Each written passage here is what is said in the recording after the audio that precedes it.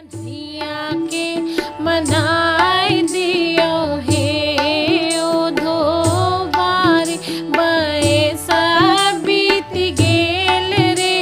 कन्हैया के मनाई दियो हे।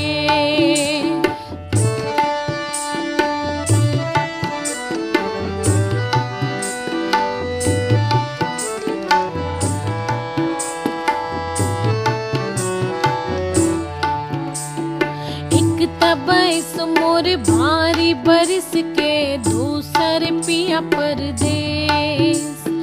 एक तबैस मोर भारी बरिस के दूसर पिया परदेस।